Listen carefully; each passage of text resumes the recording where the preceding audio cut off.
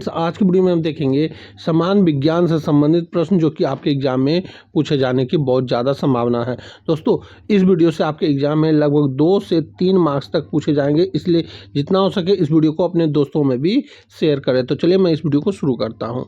आज का हमारा पहला प्रश्न है, एक चलती हुई बस के अचानक रुकने पर उसमें बैठा यात्री आगे की ओर क्यों झुक जाते हैं?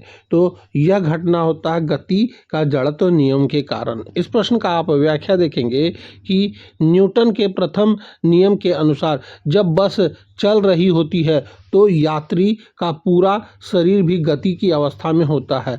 जब बस अचानक रुक जाती है तो शरीर का निचला हिस्सा बस के संपर्क में होने के कारण रुक जाता है, लेकिन ऊपरी हिस्सा गति के जड़त्व के कारण आगे की ओर गतिमान रहने की कोशिश करता है, जिससे यात्री आगे की ओर झुक जाता है। हमारा अगला प्रश्न है कि कौन सा विटामिन घाव भरने में सहायक है? तो उस विटामिन का नाम है दोस्तों विटामिन सी। इस प्रश्न का आप व्याख्या देखेंगे कि विटामिन सी कोलेजन के लिए निर्माण के लिए एक आवश्यक सहकारक है। कोलेजन एक महत्वपूर्ण प्रोटीन है जो नई त्वचा, रक्त वाहिकाओं और संयोजी ऊतकों के निर्माण में मदद करता है, जिससे घाव तेजी से भरता है। हमारा अगला प्रश्न है कि सोल्डर नामक मिश्र धातु किन धातुओं से बना है? तो यहाँ सोल्डर की बात कही जा रही है, तो यह बना है सीसा और टीन का। इस प्रश्न का आप व्याख्या देखेंगे कि सोल्डर, जिसे टाका भी कहते हैं, सीसा और टीन का एक मिश्र धातु है। इसका गलनांक बहुत कम होता है, जिसके कारण इसका उपयोग धातु के टुकड़ों या इलेक्ट्रॉनिक्स घटकों को जोड़ने, सोल्डरिंग के लिए किया जाता है। हमारा अगला प्रश्न है, कोशिका शब्द का प्रयोग सर्वप्रथम किसने किया था? यहाँ कोशिका की बात कही जा रही है, तो इसका सर्वप्रथम उपयोग किया गया था रॉबर्ट हुक जी के द्वारा। इस प्रश्न का आप व्याख्या देखेंगे कि 1665 में अंग्रेज वैज्ञानिक रॉबर्ट हुक ने अपने द्वारा बनाए गए सूक्ष्मदर्शी से कॉर्क की एक पतली परत का अवलोकन किया। उन्होंने उसमें मधुमक्खी के छत्ते जैसे छोटी छोटी कोठरियों देखी और उन्हें सेल यानी लैटिन में सेलुला का अर्थ होता है छोटा कमरा का नाम दिया। हमारा अगला प्रश्न है कि यदि किसी वस्तु का वेग दुगना कर दिया जाए तो उसकी गति ऊर्जा कितनी हो जाएगी? यह वेरी इंपॉर्टेंट क्वेश्चन है और आपके एग्जाम में एकदम पूछा ही जाएगा, 100% पूछा जाएगा। तो इस प्रश्न का सही उत्तर हो जाएगा 4 गुनी हो जाएगी। इस प्रश्न का आप व्याख्या देखेंगे कि गतिज ऊर्जा का सूत्र होता है ½mv², जहां m द्रव्यमान और v वेग है।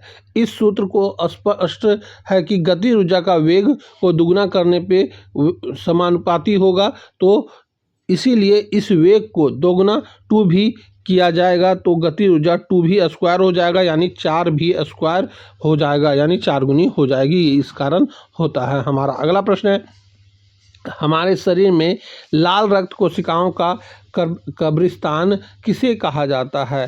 तो यह कहा जाता है दोस्तों प्लीहा को, यानी स्प्लीन को। इस प्रश्न का आप व्याख्या देखेंगे कि लाल रक्त कोशिकाओं का जीवन काल लगभग 120 दिन होता है। इसके बाद पुरानी और क्षतिग्रस्त आरबीसी को रक्त प्रवाह से हटाने का काम मुख्य रूप से प्लीहा यानी तिल्ली द्वारा किया जाता है, जहां उन्हें तोड़कर नष्ट कर दिया जाता है। इसीलिए प्लीहा को आरबीसी का कब्रिस्तान कहते हैं। हमारा अगला प्रश्न है कि आग बुझाने के लिए उपयोग की जाने वाली फॉर्म के में किस गैस का उपयोग किया जाता है? तो उस गैस का नाम है कार्बन डाइऑक्साइड। इस प्रश्न का आप व्याख्या देखेंगे कि फॉर्म वाले अग्निशामक यंत्रों में जो सोडियम बाइकार्बोनेट और एल्युमिनियम सल्फेट के बीच रासायनिक अभिक्रिया कराकर कार्बन डाइऑक्साइड गैस बुलबुले वाला एक फॉर्म उत्पन्न किया जाता है। यह फॉर्म जलती हुई सतह को ढककर ऑक्सीजन की आपूर्ति काट देता है, जिससे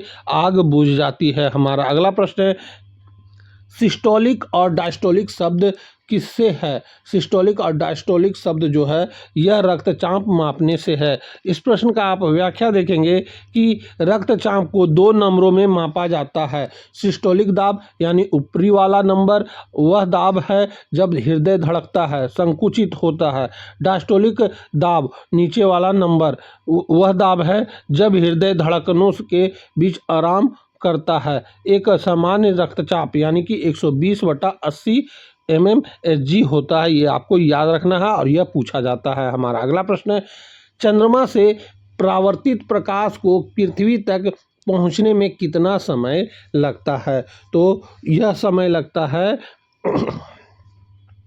1.28 सेकेंड। इस प्रश्न का आप व्याख्या देखेंगे कि पृथ्वी और चंद्रमा के बीच की औसत दूरी लगभग 3,84,400 किलोमीटर है। प्रकाश की गति से इस दूरी को तय करने में लगभग 1.28 या 1.3 सेकेंड का समय लगता है। हमारा अगला प्रश्न है कि मानव शरीर में सबसे लंबी कोशिका कौन सी है? तो यहाँ सबसे लंबी कोशिका की बात कही जा रही है, तो उस कोशिका का नाम है तंत्रिका कोशिका। इस प्रश्न का आप व्याख्या देखेंगे कि तंत्रिका कोशिकाएं या न्यूरॉन्स मानव शरीर की सबसे लंबी कोशिकाएं होती है। कुछ न्यूरॉन्स जैसे साइटिक नर्व की लंबाई 1 मीटर से भी अधिक हो सकती है, जो मस्तिष्क से लेकर पैर के अंगूठे तक संकेत पहुंचाती है। हमारा अगला प्रश्न है, सूर्य के प्रकाश में मौजूद पराबैंगनी किरणों से हमारी रक्षा कौन सी परत करती है? तो उस परत का नाम है ओजोन परत। इस प्रश्न का आप व्याख्या देखेंगे कि समताप मंडल में स्थित ओजोन परत O3 सूर्य से आने वाली हानिकारक अल्ट्रावायलेट बैंगनी और अल्ट्रावायलेट विकिरण का लगभग 97 से 99% हिस्सा अवशोषित कर लेती है, जिससे पृथ्वी पर जीवन की रक्षा होती है। हमारा अगला प्रश्न है कि क्विक सिल्वर किस धातु का पुराना नाम है? तो यहाँ क्विक सिल्वर की बात कही जा रही है, तो यह पारा का पुराना नाम है। इस प्रश्न का आप व्याख्या देखेंगे कि पारा कमरे के तापमान पर द्रव अवस्था में होता है और चांदी जैसा दिखता है। इसके तेजी से बहने के गुण के कारण इसे क्विक सिल्वर कहा जाता है। हमारा अगला प्रश्न है कि मायोपिया का अर्थ है, मायोपिया का अर्थ होता है दोस्तों कि वह निकट दृष्टि दोष से पीड़ित है। इस प्रश्न का आप व्याख्या देखेंगे, मायोपिया वह है कि दृष्टि दोष है जिसमें व्यक्ति को निकट की वस्तुएं तो स्पष्ट दिखाई देती है, लेकिन दूर की वस्तुएं धुंधली दिखाई देती है। इसे ठीक करने के लिए अवतल लेंस का उपयोग किया जाता है। ये आपको याद रखना है। हमारा अगला प्रश्न है, ऑन्कोलॉजी में किसका अध्ययन किया जाता है? तो ऑन्कोलॉजी में अध्ययन किया जाता है दोस्तों कैंसर का। इस प्रश्न का आप व्याख्या देखेंगे कि ऑन्कोलॉजी चिकित्सा की वह शाखा है जो कैंसर के निदान, उपचार और रोकथाम से संबंधित है। हमारा अगला प्रश्न है कि पृथ्वी का घूर्णन अक्ष अपने कक्षीय तल पर कितना झुका हुआ है? तो यह झुका हुआ है दोस्तों 23.5 डिग्री। इस प्रश्न का आप व्याख्या देखेंगे कि पृथ्वी का घूर्णन अक्ष अपने परिक्रमा पथ के तल कक्षीय तल के लंबवत से 30.5 डिग्री झुका हुआ है। इसी झुकाव के कारण पृथ्वी पर मौसम बदलते हैं।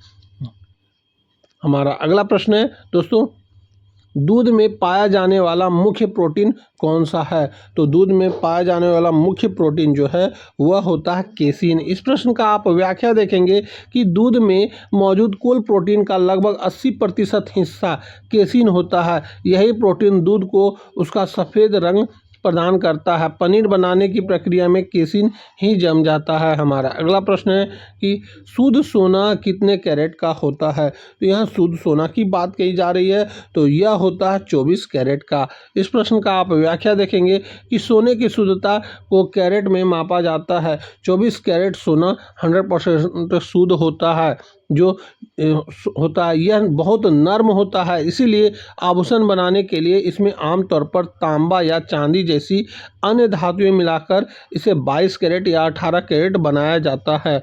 हमारा अगला प्रश्न है, कौन सा उपकरण रासायनिक ऊर्जा का विद्युत ऊर्जा में परिवर्तित करता है? तो उस उपकरण का नाम है बैटरी यानी सेल। इस प्रश्न का आप व्याख्या देखेंगे कि एक बैटरी सेल के अंदर रासायनिक अभिक्रिया होती है, जिससे रासायनिक ऊर्जा विद्युत ऊर्जा में परिवर्तित होती है और हमें विद्युत धारा प्राप्त होती है। हमारा अगला प्रश्न है कि एक वयस्क मानव के मस्तिष्क का औसत भार लगभग कितना होता है? तो यह होता है दोस्तों 1200 से 1400 ग्राम के बीच में। इस प्रश्न का आप व्याख्या देखेंगे कि एक वयस्क मानव के मस्तिष्क का औसत वजन 1.3 से 1.4 किलोग्राम यानी 1300 से 1400 ग्राम होता है। हमारा अगला प्रश्न है, किस गैस का सीधे ठोस अवस्था में परिवर्तित होना क्या कहलाता है?